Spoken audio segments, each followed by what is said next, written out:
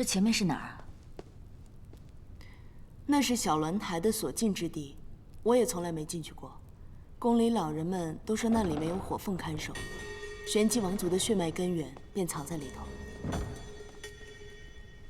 谁？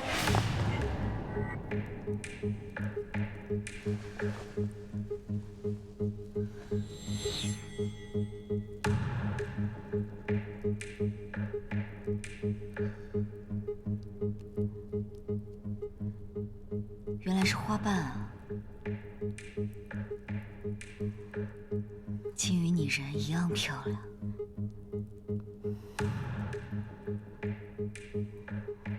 我们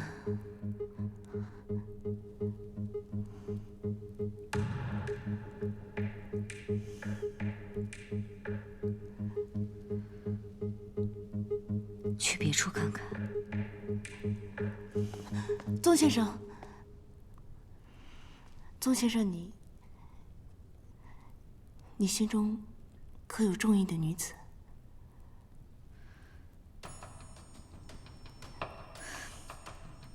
我这人多年研习药理，并未考虑男女之事。宗先生，该好好考虑了。有时候，缘分就在眼前，不是吗？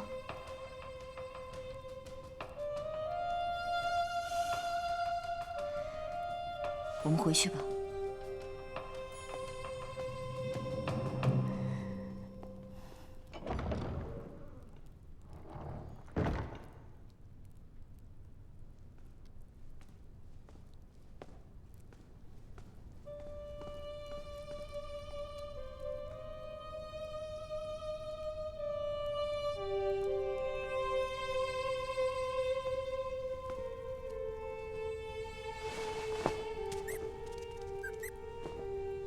元宝，去把门打开。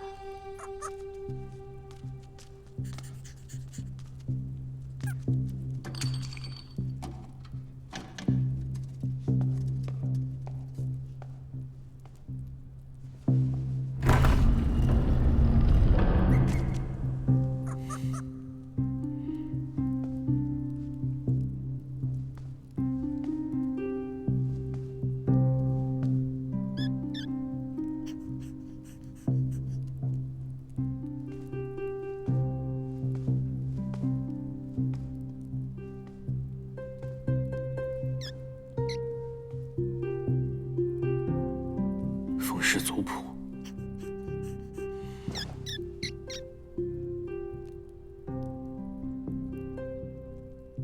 元宝，看下面这些洞，这里头应该藏着机关。只要我们把上面的东西取走，没了这份重量，里面的暗器就会马上弹出来射死我们。你现在进去，把暗器破坏掉。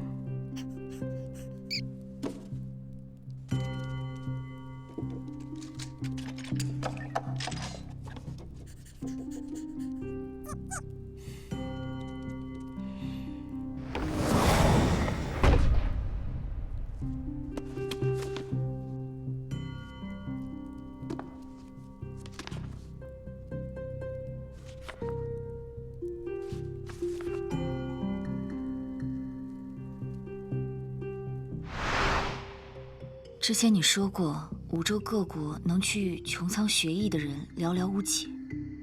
这个人竟然听命于凤玄，说明他极有可能是玄机生人。如果我们没猜错，只要从小鸾台中找到当年玄机的记载名册，必定能破解出1、2条线索。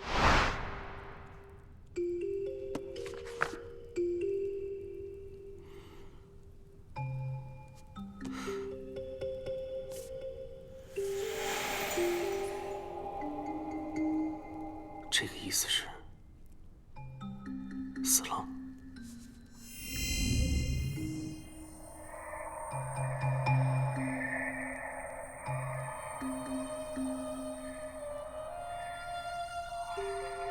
凤琪是凤玄的姐妹，应该早在24岁那年就死了，而玉衡是她的夫婿，还活着。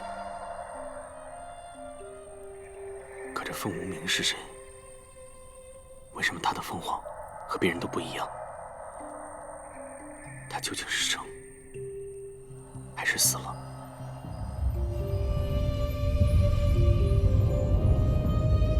月卓渊底下的情况，可能比预想的还要严峻些。直说。玄机的金矿产量，向来是与月卓渊熔岩金河的流量息息相关。如今金子出的越来越少，那是因为在月卓渊的底部，岩浆火海的奔涌已经大不若从前。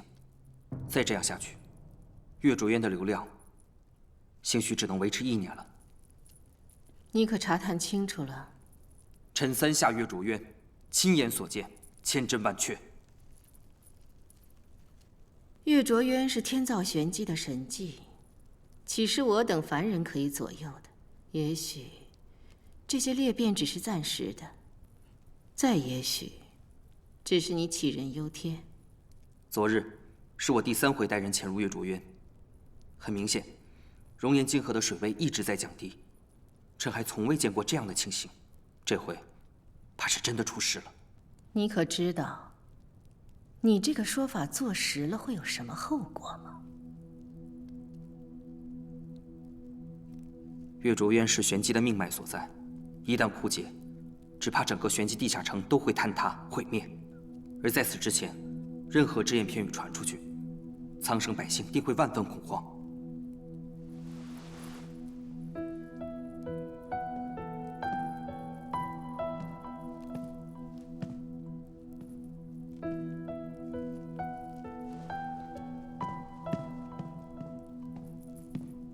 你听好了，百姓们恐不恐慌，我并不在意。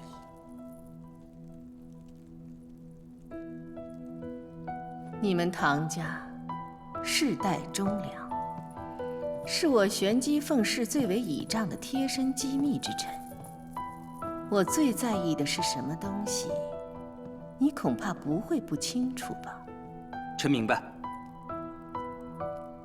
我不是为我一人而活，甚至不是为玄机一国而活。我的身子是否康健，关系到整个玄机5州的生死存亡。如今，我的2个王女，并没有显示出什么特别的凤凰灵性。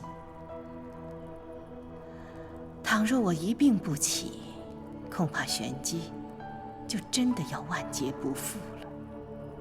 那个宗岳神医说的没有错，我根本就不是得了什么怪病，而是被奸人所害。去查，一定要找到那个躲在我背后偷偷下毒的人，我倒要看看那个人安的是什么心思。是。宗先生出手已经略见成效，不如……宗先生？宗先生是什么人？他是无极殿下带来的5州医圣。要说无极殿下没有安什么心思，你信吗？既然怀揣着私心，那就不能完全信他。2个不速之客，你替我好生监管着，如有异动，速速来报。是。这几次跟你潜入月卓渊的都是些什么人呢？他们都是信得过的风影阁侍卫，绝对不会走漏风声。把名字上报给内廷，身兼重责，理当重赏。是。去吧。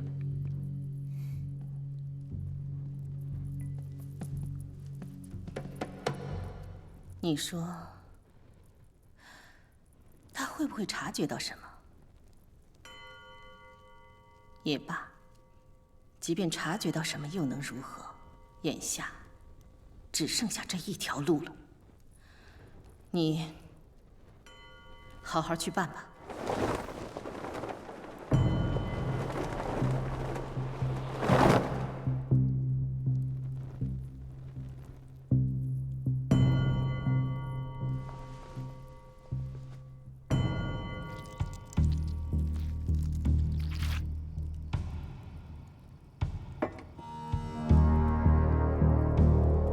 弟子佛莲，恳请师尊相助。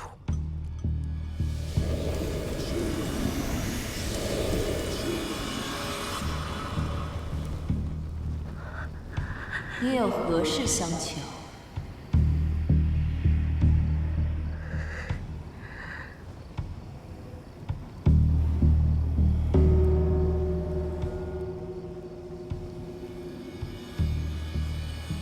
您放心吧，弟子已经找到了对付伏妖的办法，恳请师尊赐予迷心术，他很快就会成为您的仆人，而我也会得到想要的权利。您想要的，我想要的，很快都可以实现。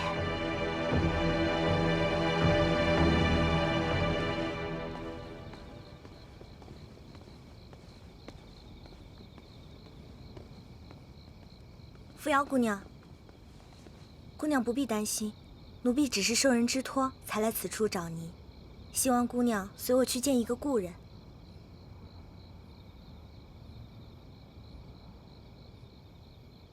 你的主子可是佛莲公主？嗯。罢了，你在此处点明我的身份，就是要挟我不得不去见她。奴婢不敢，只因我家主子如今出入不便，只能以此相邀。说起来，我也许久没见她了，就麻烦你带路吧。您这边请。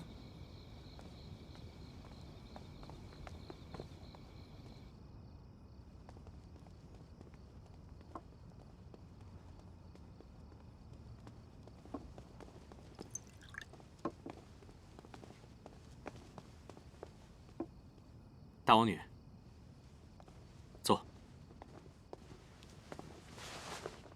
太子来了我们玄机之后，一直没有来得及好生招待，今日送些玄机的珍玩玉器过来，您看着有喜欢的就留下。怎么没见到宗先生啊？大王女，你是来找我，还是来找宗岳啊？若我说为了宗先生才来找的太子殿下，殿下是否会不高兴？那就看接下来我们两个聊得高不高兴了。好一个无极太子，果然是事事算计啊！太子殿下想聊什么？我听说你有一个姨母，叫做凤琪，听谁说的？是真是假？您都知道了，干嘛还来问我？这是要给我下套，还是要给我使绊子？你母王不是重病，而是中毒。你不知道？太子，你什么意思？莫非觉得是我有意加害他？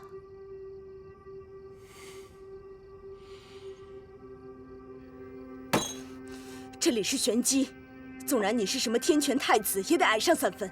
我玄机内政容不得你一个外人翻云覆雨，随意干涉。别着急，如此心浮气躁、沉不住气，如何能够找到下毒的凶手？又如何能惩戒大同？倘若你当真是为了玄机，那就该静下心来，好好喝完这杯茶。月卓渊与玄机之间的存亡关系，我比谁都清楚。基于我的立场，自然不希望月卓渊有任何的异动。这一点上，你我二人是完全相同的。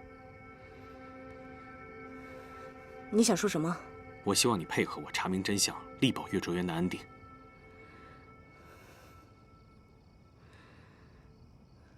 玄机于五州各国，与你天权皇城生死相关，一荣俱荣，一损俱损。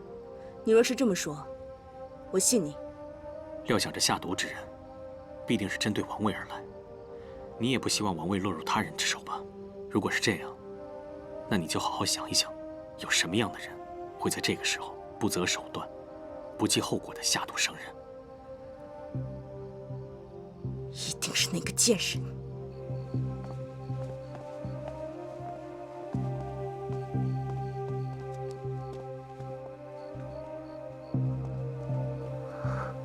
妹妹终于来了，佛莲等候多时。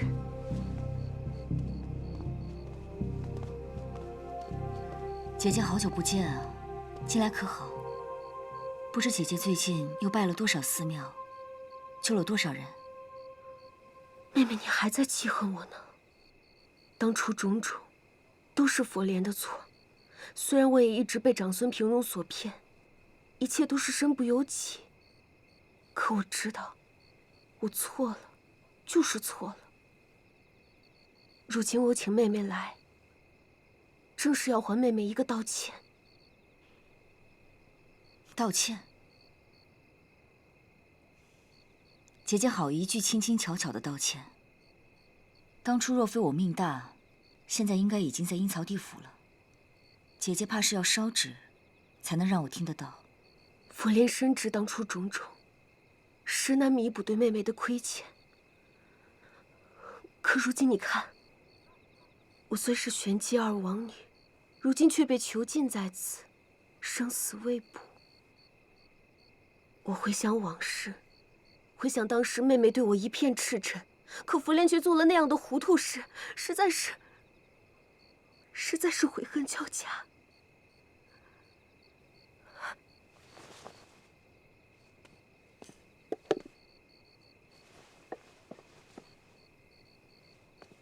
这件器物，还请妹妹收下。我为何要收你东西？在我们玄机，每一个王爷背后都会有一尊属于自己的如意。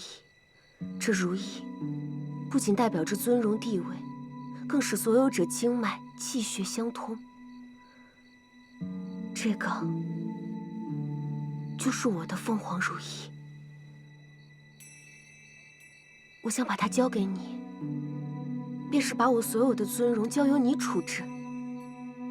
我不奢求你对我的原谅，但我这么做，多少能让你看清我的真心，多少能减轻一些我的愧疚。我不相信你说了这么多，就只是为了一句道歉。除了求得你的原谅，我别无所图。我知道妹妹对我还有猜疑，这都是人之常情。其实，自无极入宫以来，我便猜到在她身边的宗岳医圣，可能是你所办。但是今日我才冒昧打扰妹妹，我就是怕妹妹误会我对无极她还有什么别的心思。妹妹，你一定要收下，这是我的真心。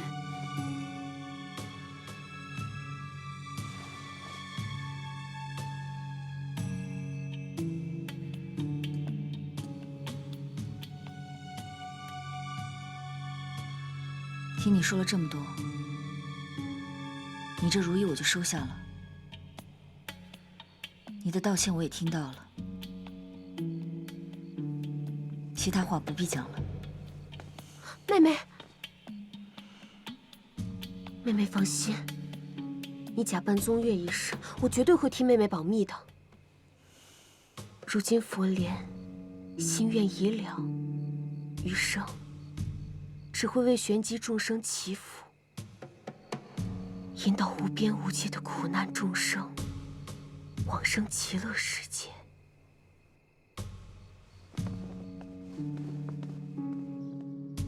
昨天佛莲找到我，把这个东西硬要交给我。他说玄机王室每个人都有一个相应的如意，他诚心把它交出来，任我处置。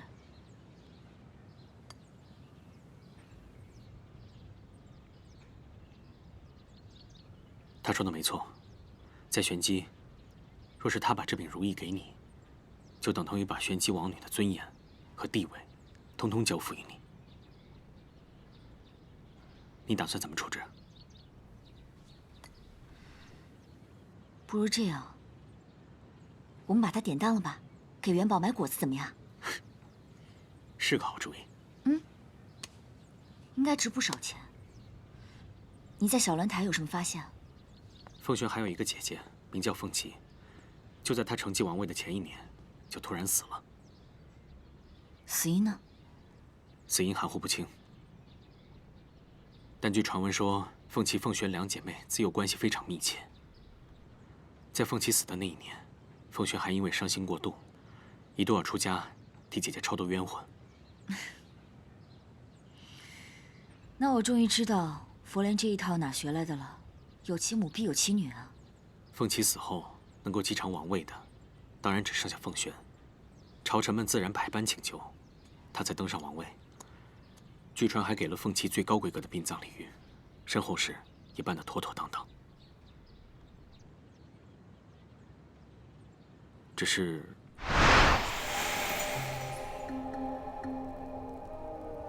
这个意思是死了。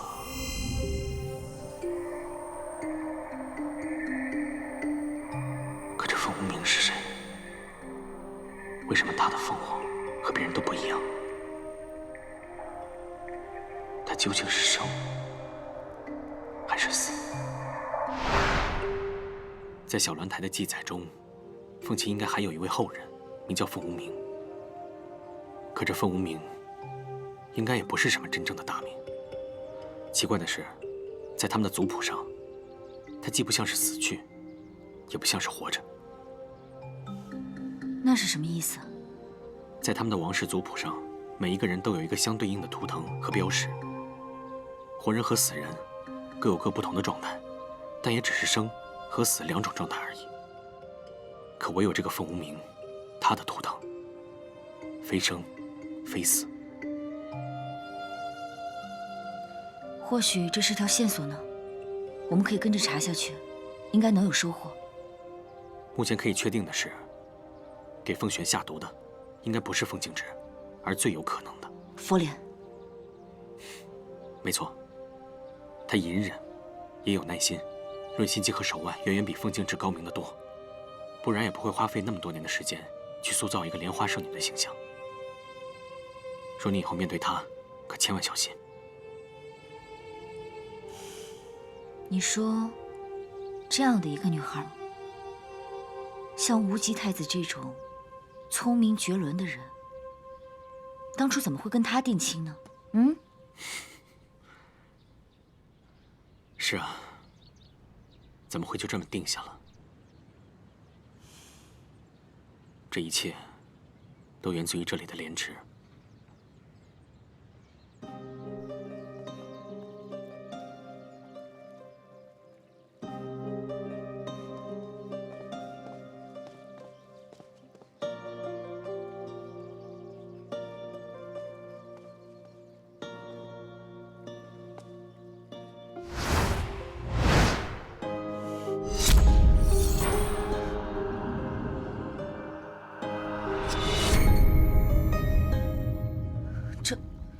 这里是……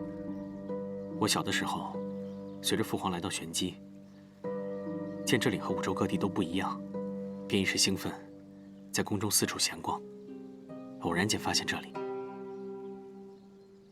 当年这里是什么地方？当年这里碧波粼粼，但凡你抬眼所见，尽是荷花荷叶，十里菡萏，一片锦绣。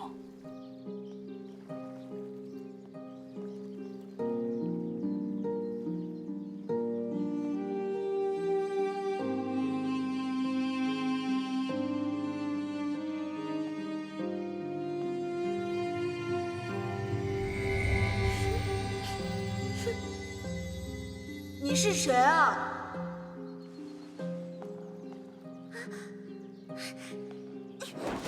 那个女孩浑身是伤，那么幼小。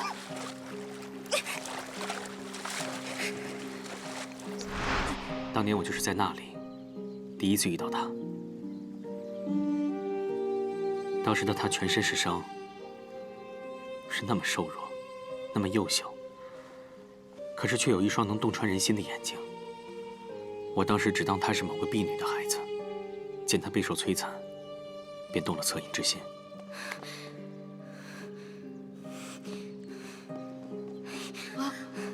走。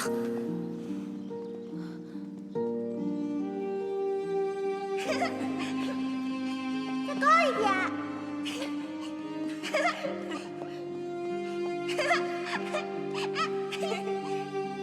之后只要我有时间，我便常常会来这个莲池，来看看他，来陪他一起玩。所以，当初那个女孩，就是佛莲。当初我并不在意她是谁，只是心想，能够让她少受一点折磨，多少能照顾她一点就好。哪知道最后，她也没有告诉你她的姓名。还有他的经历吗？他就像一个刚出生的孩子，对着世界，对他自己，一切都是懵懂的。我那时候也好奇，究竟是在个怎么样的环境下成长，他才会对周遭的一切全然不知。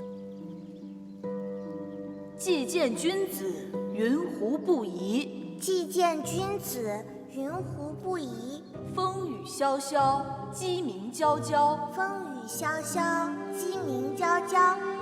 既见君子，云胡不抽？既见君子，云胡不抽？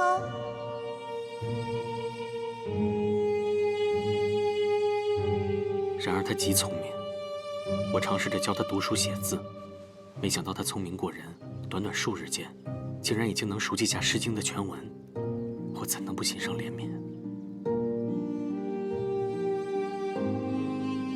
你是天权的太子，想要帮他，应该不难吧？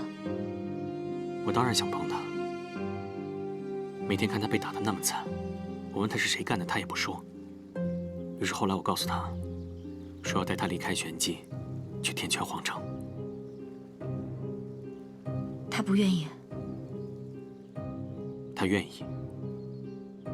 那一天，我在那里等了许久，可他没有出现。丫头，丫头，你在哪儿？我要回去了。丫头，丫头，你跟我走吗？我要回去了。出发的时辰已经到了，我只能离开。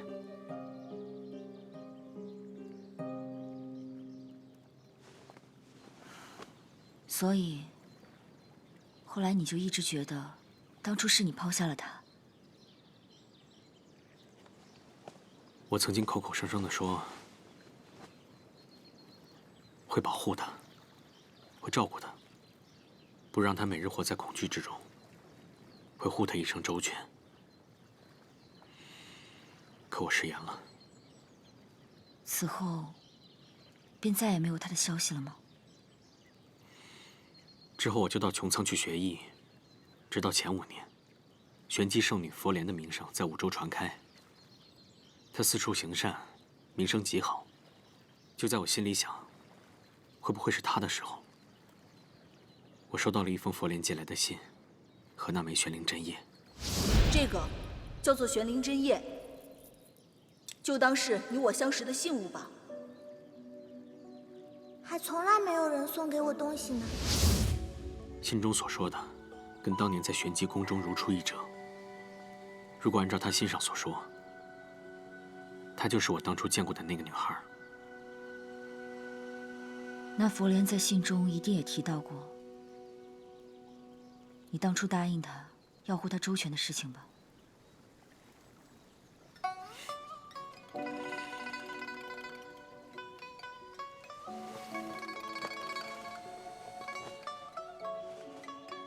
傻瓜，我跟你说过，按照玄机律法，若是凤静之承继王位，而佛莲还没有出嫁，那就难逃杀身之祸。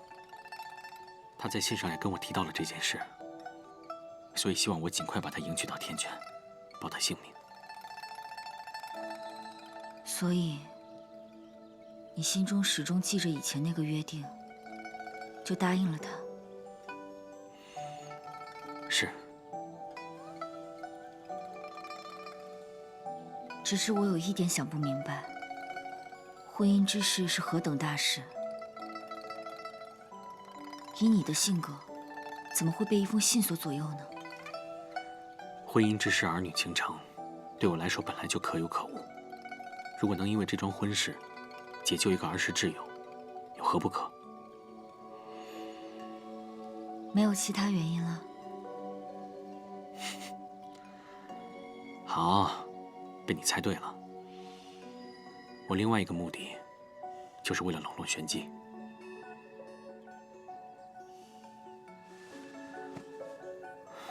我从来不觉得我会爱上什么人，也不觉得有谁会影响到我筹谋已久的运筹帷幄。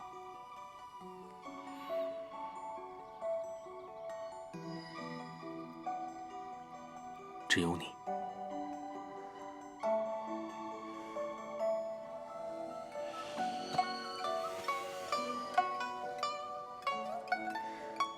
所以，你真的确定佛莲就是当初那个女孩吗？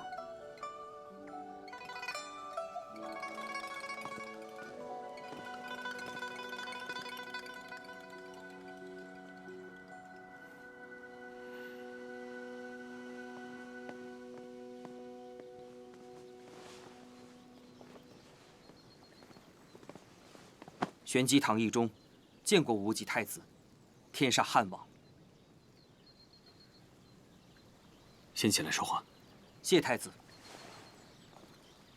先前在天煞之间的选拔赛上，我有幸见过真正的五洲一圣，所以，在瑞成宫见到你时，便知道你的身份是假的。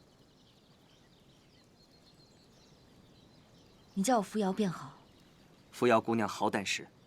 此事还有谁知道？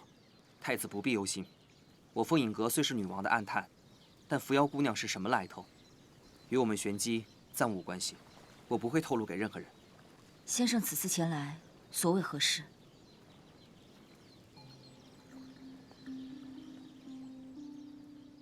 我是玄机凤影阁出身，一直以来为玄机王室督办，处理各项机密，可以说算是为数不多掌握凤氏王族秘闻的人。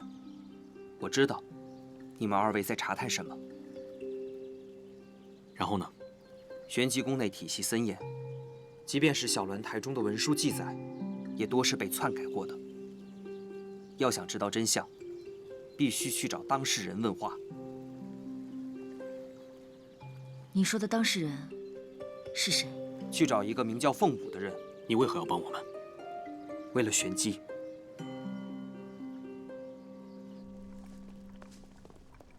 瑞成宫的药煎好了吗？刚煎满了时辰，这就要送过去呢。歇着吧，我来。是。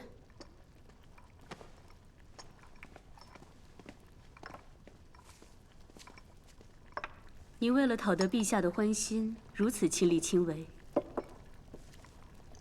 定有所求吧？是啊，那又怎么样？是想和无极太子早日联姻？无极太子虽好，可惜不合我胃口。我呀，另有心上人，一会儿去找母王，怎么也得磨得他同意。那个无极太子功力极深，我几次试图出手暗杀，竟然丝毫没有可乘之机。你是不能杀，还是不想杀？我既不能，也不想。住口！你是想借由他的手，查出当年那件事情的真相吧？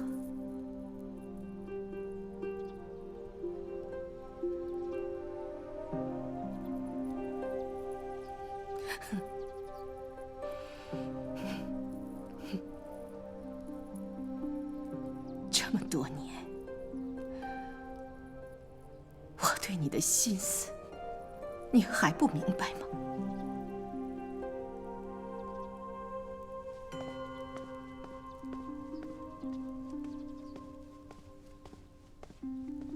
我告诉你，这个世界上最了解你、最在意你、最心疼你的人，怕只有我了。你还不明白吗？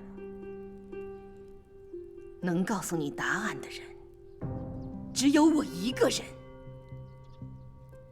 当年知道真相的人死了，全都死了，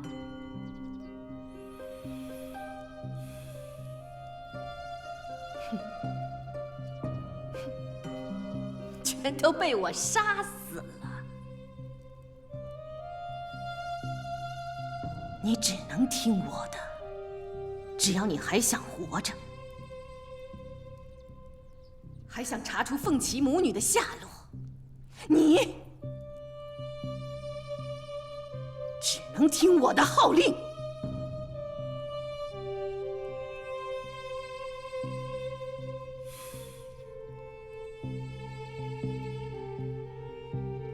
明白了。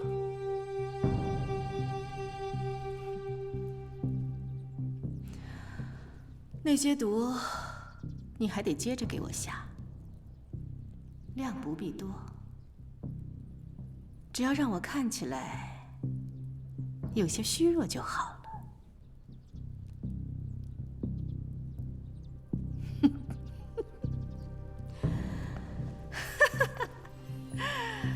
绝不能让人知道，他们的玄机女王根本就没有什么凤凰灵性，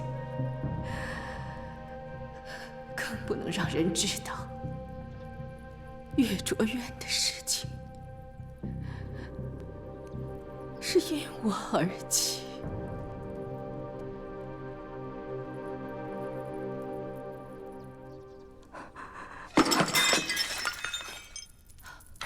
谁？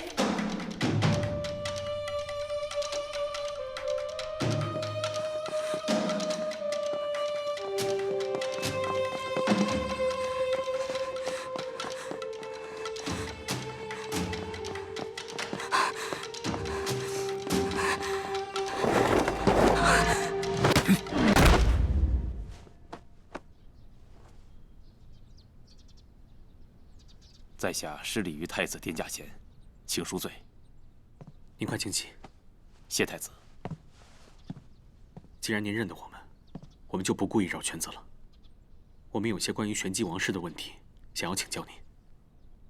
坐下说吧，请。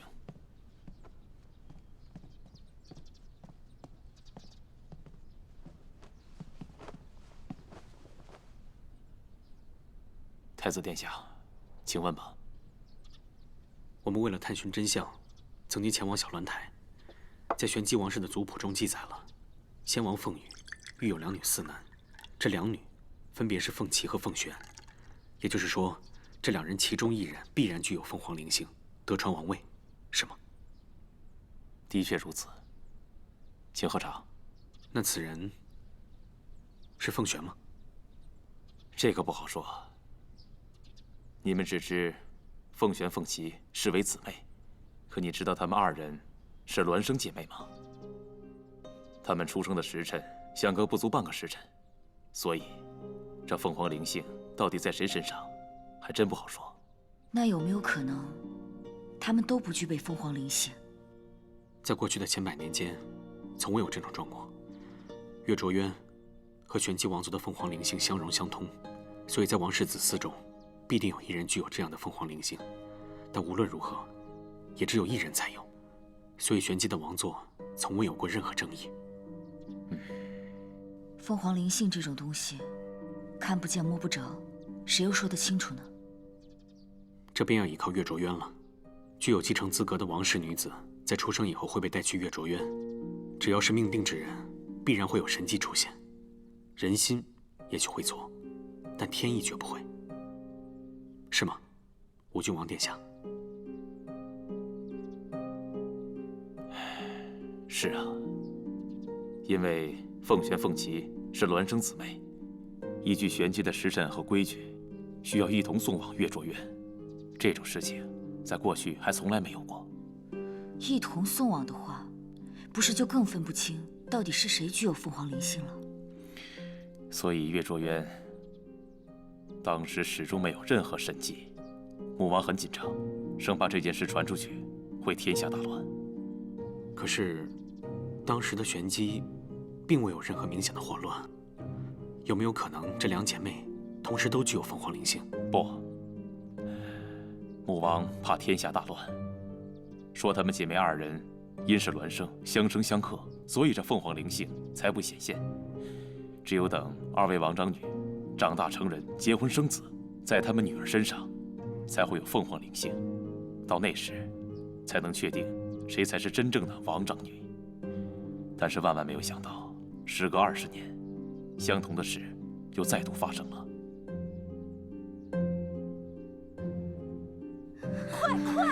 快点！说来也巧，后来凤璇与凤琪几乎同时有了身孕，又赶着同日生产，前后诞下2名婴儿。快用力呀！传说凤璇生下女儿之时，那女孩口含莲花，极为祥瑞。而在这个时候，岳卓渊竟然有了神迹，于是大家就都认定是这个含莲而生的孩子带有凤凰灵性，便也以此为据，册立了凤璇成为王长女。在那之后不久，凤琪便暴毙而亡。再然后，凤璇顺理成章的就登上了王位。那这含莲而出的人到底是谁啊？